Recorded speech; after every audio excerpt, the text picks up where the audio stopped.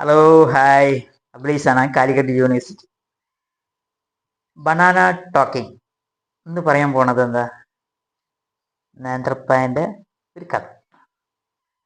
നമ്മളിതാ അങ്ങനെ പഴം ഇങ്ങനെ പൊളിച്ചിട്ട് ഇങ്ങനെ തിന്നു അല്ലേ?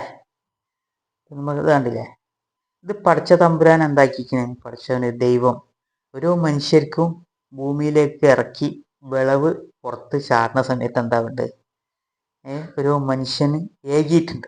ഞാൻ മുമ്പ് പറഞ്ഞിട്ടുണ്ട്, മുക്കദ്ദർ എഴുതപ്പെട്ട ആളുകളിലേക്ക് എത്തിപ്പെടും. അതൊരു വശം. രണ്ടാമത് ഇത് കണ്ടോ,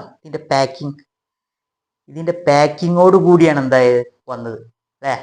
ഈ പഴത്തിന്റെ കാമ്പ് എന്താ പാക്കിങ്ങോട്. കാരണം എന്താ പാക്കിങ് എന്തിനാ? ഭൂമിയിലെ വല്ല മണ്ണുകൾ ഇതിൽ കയറരുത്, അശുദ്ധിയായ വസ്തുക്കൾ ഇതിൻ്റെ ഉള്ളിലേക്ക് കയറരുത്. ഇതിന് ടേസ്റ്റ് ആരിട്ടെന്ന് മധുരം വരാൻ ഈ മധുരത്തിന്റെ ഷുഗർ ആരാ ആഡ് ചെയ്ത് കൊടുത്ത്? ഇതൊക്കെ പഠിച്ച തമ്പുരാനാ.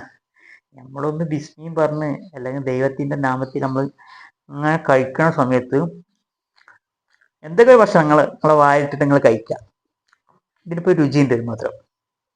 ഈ രുചിന്റെ പിറക് രുചി എന്താണെന്ന് ചിന്തിച്ചു നോക്കാം. രുചി ഇട്ട് നൽകിയ ആര്? ഈ രുചിന്റെ പിറകിലേക്ക് പോവുക. ഈ രുചി എന്ന സംഗതി ലാ ഇലാഹ ഇല്ലല്ലാഹ് എന്നുള്ള കണ്ടന്റ് എടുത്തിട്ട് രുചിയെ സൃഷ്ടിച്ചതാരും, ഇത് അനുഭവിക്കുന്നതായിരുന്നു.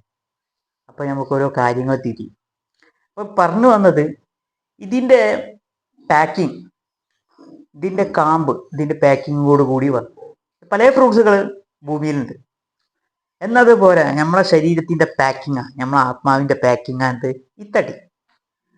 ഇതിന്റെ പുറത്തുള്ള അശുദ്ധമായ മോശമായ സംഗതികൾ, മോശമായ അവസ്ഥകൾ നമ്മളെ ഈ പാക്കിങ്ങിന്റെ ഉള്ളിലേക്ക് കയറരുത്. പാക്കിങ്ങിന്റെ ഉള്ളിലുള്ള സാധനം എന്താ? ആത്മാവ് ശുദ്ധിയുള്ളതാണ്. അപ്പൊ ആ ശുദ്ധിയോടുകൂടി എന്താവണം? നിലനിർത്തിക്കൊണ്ടുപോകാം. ഓർക്കുക, ചിന്തിക്കുക. ഒക്കെ ബൈ.